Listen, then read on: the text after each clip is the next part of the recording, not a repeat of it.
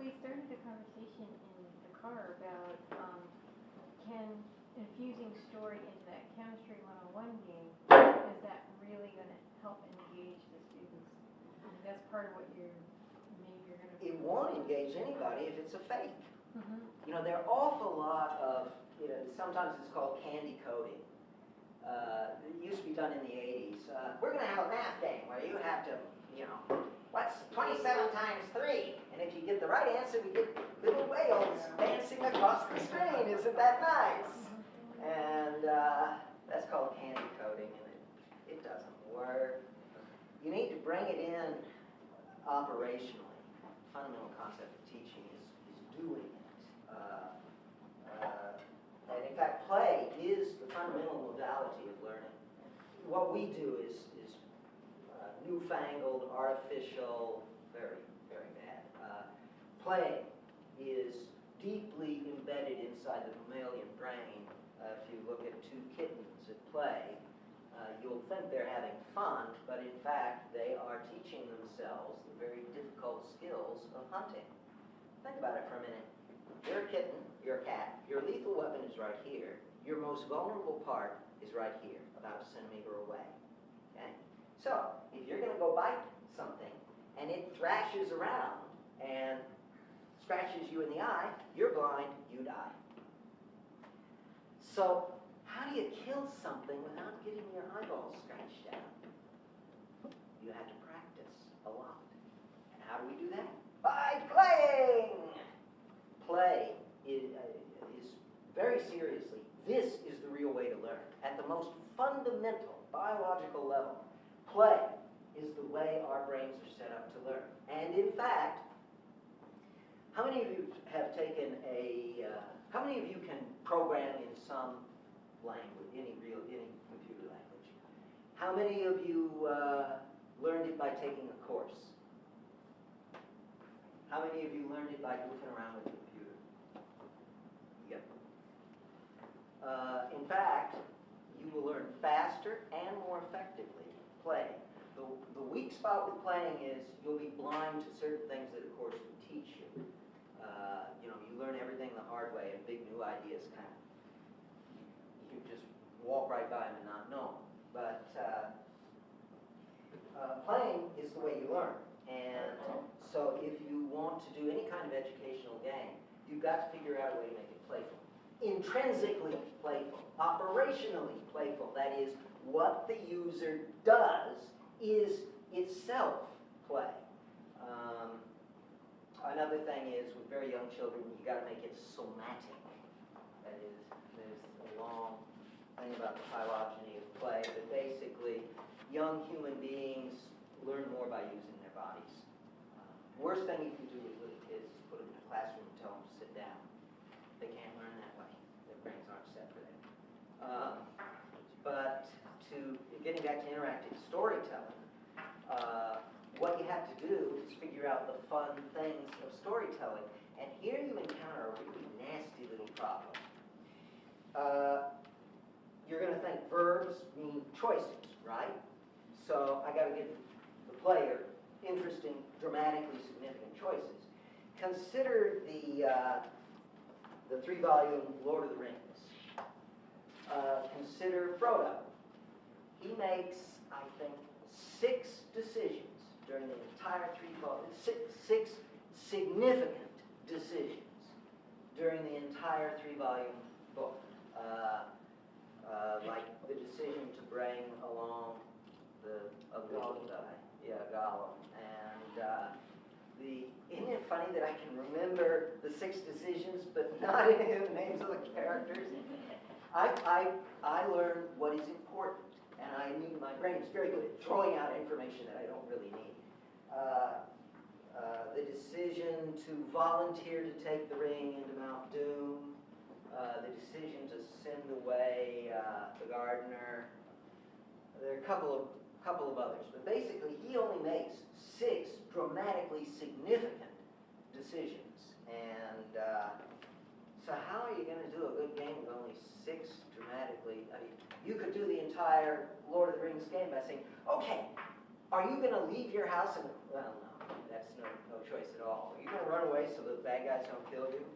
That's no choice. You just present them with the 6 decisions. Will you volunteer to take the ring? You do? Okay, good. Now, will you agree to bring along Gollum? You do? Good. That's no game. So what you have to do is generalize out to dramatically significant decisions. And really, the only way to do this is to break them down into lots of little tiny decisions that together amount to something that is dramatically significant. And that's really hard to do. You've got to have some form of conversation. And that means you've got to have language working inside your computer. And computer scientists will tell you it's impossible. You can't do language in a computer. So you have to design your very own toy language that people can talk with. Now you know why linguistics is important. So let's see. So people got to be able to talk with each other. Can you imagine any story without language? I have a great slide illustrating this point. I had to Photoshop it. But, it shows a mime looking at his hand, only I photoshopped a skull into it. I said, could you imagine Shakespeare's performed by a mime? You can't do it without language. Sorry. So you got to get working language inside the computer. Right there, you're at the edge of computer science. Don't try to do real language stuff. Ever heard of the uncanny valley problem? Yeah. This is a lesson I just realized about 6 months ago. For years, I've been trying to get English-like language, something that looked like English, and I kept running into the uncanny valley problem. It never quite looked right. There was always some little that made it look artificial. The solution is to go to a pictorial or iconic language. That way, you don't, the reason why a picture, here we go, I'm going to draw a chalkboard.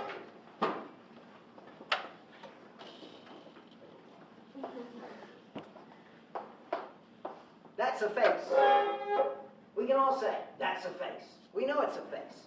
But actually, we know it's a drawing of the face. We accept it as a face because we know that it's only a drawing. Have you ever seen Scott McCloud's Understanding Comics? Mm-hmm. That's another one you got to read, sorry. He has a wonderful chart in there where he shows a simple face and then a slightly more detailed drawing of a face, and better and better and better, all the way up to a photograph. And he talks about the idea that this can represent anybody, but the photograph can represent only one person. But there's an even more important idea in here, and that is that as you move up, the credibility of the face increases. As it gets more and more realistic, it increases, until we reach the point where the computer graphics humans in games are, and then it falls into the uncanny valley. They look close enough to human beings that you think, oh, that's a real person. But they don't quite look like a real person, so you go, eh? If you can clearly say to yourself, it's a drawing or it's the real thing, it's easy. But the uncanny valley lies at the part where you're not sure whether you're looking at a drawing or the real thing. And that confuses and frustrates people. So anyway, I have the same problem with English. You can actually get pretty damn close to building things that look close to English. But it's going to be just like those human models in computer games. It's just close enough, but not, but just far enough away to generate a bad response. So you got to use an iconic, or what's called a morphemic language, and that really isn't that difficult to do. Study hieroglyphics and cuneiform, early Chinese. Once you figured out those, then I can't read it or all, but I understand the structure they used, and so it works. Oh, basic personality map: love, trust, fear. Don't use the psychology models. They're very good for describing real human beings, but not characters in stories. The way I put it in my lecture tonight is, would you fight Darth Vader? Would you volunteer to take the ring into Mount Doom? Would you have taken the red pill instead of the blue pill? These people are not mature, responsible adults. They do the crazy things that we, as mature, responsible adults, would never do. That's why we have stories in the first place. So, to vicariously experience these idiotic decisions these people make. So, but you can't model them as real human beings. If you do, yeah, I mean, you could do it. You could make a personality model based on psychology once, and you could get real human beings, and they would be just as boring as real human beings are. You don't want that. You want exciting characters. So, love, trust, fear is a good basic starting point. Turns out that, in fact, I'm going back to that now. I got some really big personality models that were really complicated, and I found they were just too damn complicated to use.